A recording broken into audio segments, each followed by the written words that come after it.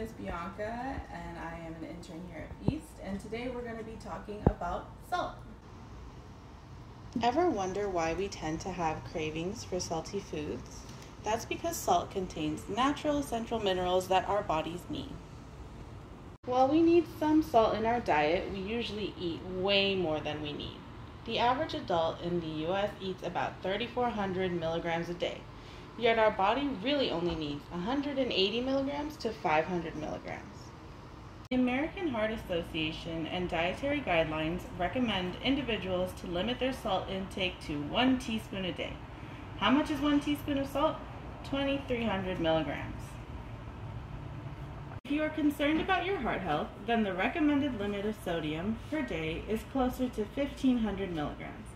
This equals to a little more than half of 1 teaspoon of salt. So how is it so easy to overconsume on salt?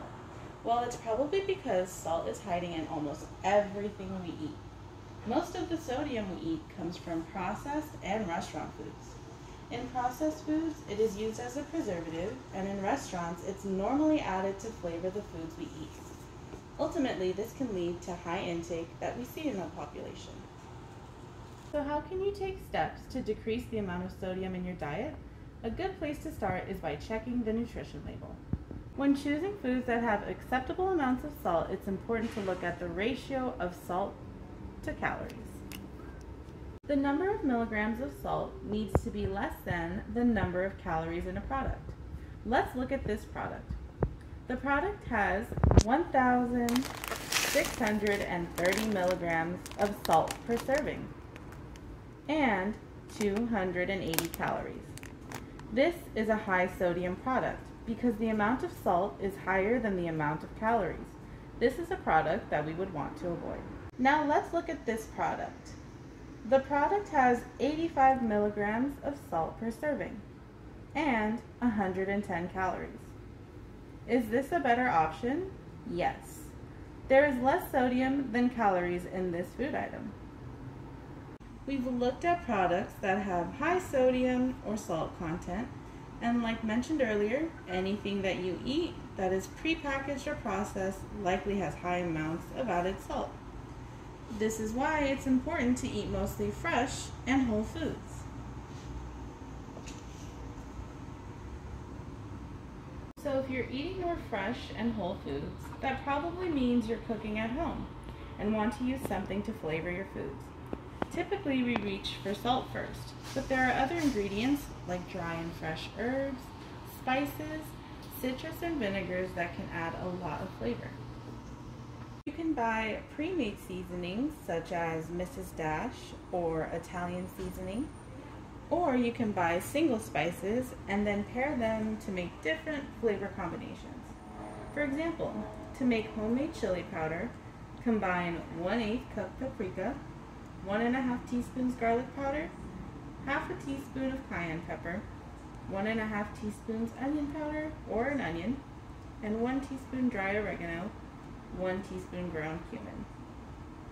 A great place to look for recipe and cooking tips is the American Heart Association website.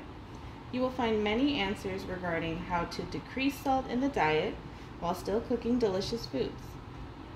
If you're seasoning your food at home with salt, here is how you can track how much you're putting in. 1 pinch of salt is about 1/8 teaspoon. You might also be thinking, what about pink Himalayan salt? What about iodized salt, kosher, and does it matter what size salt I use if I do cook with it? Yes, the size of salt matters.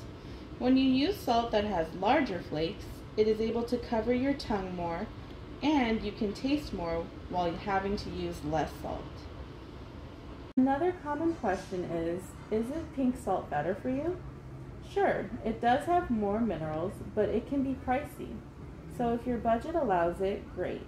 If not, you can get the minerals from other fruits and vegetables in your diet. One thing to be aware of is that sometimes pre-made seasonings can have lots of salt added to it too. This can be seen in taco seasonings, Italian seasonings, or those prepackaged ones found in the store. The best options are usually seasonings that are individual, so that you know it's only one ingredient and does not have hidden salt. It will take some time for your taste buds to readjust, but with all the new spices and herbs you will be using, you probably won't even miss salt. Foods that used to seem full of flavor will seem salty, and ultimately you'll enjoy more diverse flavors of well-seasoned and spiced foods. Thank you so much for watching this video on how to decrease salt in your diet, and don't forget to subscribe to the Feast channel. Thanks so much.